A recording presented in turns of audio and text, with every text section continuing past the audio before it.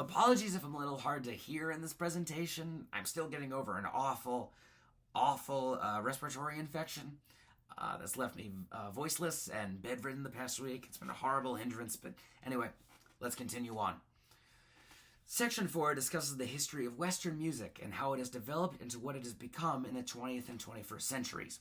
The previous presentation went over the Middle Ages and Renaissance periods, covering up until the 17th century. What follows is the Baroque period from 1600 to 1750. It saw constant conflict between the Catholic Church and the Protestant Reformation, manifested in both warfare and the reinvigoration of the arts. The growth of capitalism in the merchant class gave rise to many individuals willing to pay artists. The mercantilists and the Catholic Church both funded the rise of Baroque art, characterized by its flamboyant and emotional style. The music of the period utilized music to convey an affection or mood through the use and reuse of rhythmic or melodic patterns. Aside from mood, pieces were also unified musically through themes in ritornello form, where the theme is played in tutti or by the whole ensemble, and reoccurs in variations throughout the piece. Musical themes of the Baroque period were clear to the listener, but melodies were very ornate and not very singable. In terms of vocal music, the Baroque period favored ornate periods with long vocal runs, or melismas. Recitatives and later arias provided the period with distinct syllabic styles for opera, growing in musical complexity as the period went on. We also see in the Baroque period a lesser separation between secular and sacred music.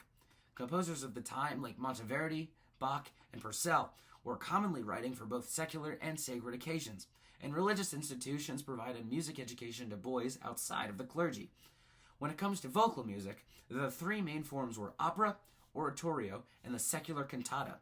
The first of these, opera, had its start in Florentine camerata productions called drama per musica, which recreated Greek drama through music. Eventually, opera as we know today would be developed by the addition of the aria to this style of musical theater.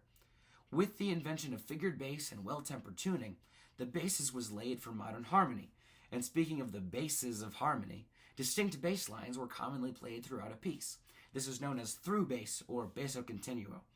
Homophony became dominant over polyphony, though the latter saw a resurgence with the development of counterpoint. Though there was no standard orchestra yet, the instruments common in the Baroque period are still common today, such as the strings, woodwinds, and keyboard instruments like organ and clavier that are present in today's symphonic orchestra. Also common today is the concerto form, which had a soloist playing against the power of the full orchestra. Composers like Vivaldi and Corelli used concerti to display the richness of the instruments and technical skill of the performers. Following the Baroque period is the Classical period, lasting about a century during a period of political upheaval and Enlightenment thinking. Like the philosophy of the time, classical music was logical, balanced, and simple, which made it easier for the general public to hear and enjoy. Classical music had a much stronger emphasis on form as well, with sonata allegro form and its three sections of exposition, development, and recapitulation dominating instrumental music. Symphonies and sonatas would lead into the development of today's common ensembles, the symphony orchestra and the string quartet. Vocal music was also present, though it was not as common. The most prevalent form was reserved for opera. Composers like Haydn, Mozart, and Beethoven were no stranger to writing for both opera and the symphonies that developed from it. The century following the death of Beethoven is the Romantic period, a time in the 19th century characterized by art that put emphasis on emotions and the power of the individual, especially after revolutionary figures like Napoleon were seen as individuals responsible for dissolving the concepts of royalty and patronage. With the fall of royal Europe, composers had to find other ways to make a livelihood. This means that though their creativity was no longer restrained by the will of a patron, it incentivized them to create pieces that would sell to the general public. Outside of the personal lives of composers, more average citizens during the Romantic period were able to learn, perform, and create music in their communities, especially with the rise of choral music. Romantic music is characterized by expressiveness and emotion, and composers used many techniques to accomplish this. Rhythms became irregular, played rubato, or borrowed from equally expressive folk music. Melodies were long and singable, and themes provided the musical ideas for entire pieces. Dissonant or chromatic melodies became more common as messing with tonality became a useful tool for expression.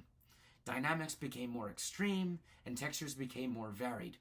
Just as the classical period inspired cults of personality around composers, the Romantic period saw increasing popularity of the virtuoso in musicians like Paganini and Liszt.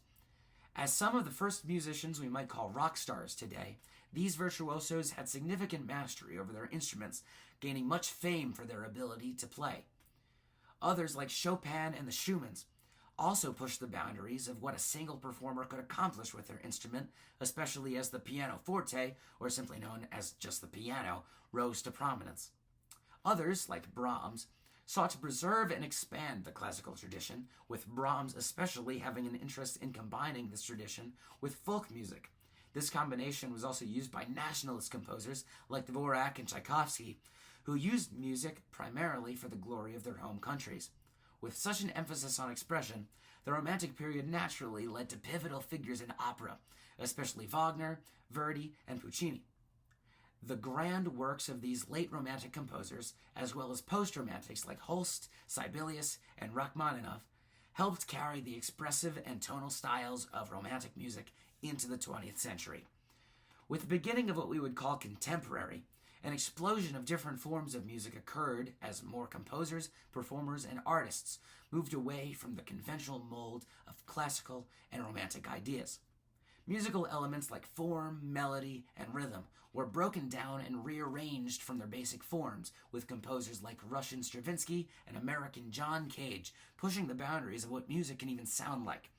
Atonality is an important aspect of 20th century music, with Schoenberg and his 12-tone system signaling something of the death of tonality in art music, which became fascinated with serialism and aleatoric music, even as many continue to feel that atonal music is far from the easiest to listen to. Following the Romantic tradition, the French Impressionists such as Debussy, Ravel, and Satie used music to express emotion while rejecting the Germanic ideas of tonality and form that dominated art music in centuries past.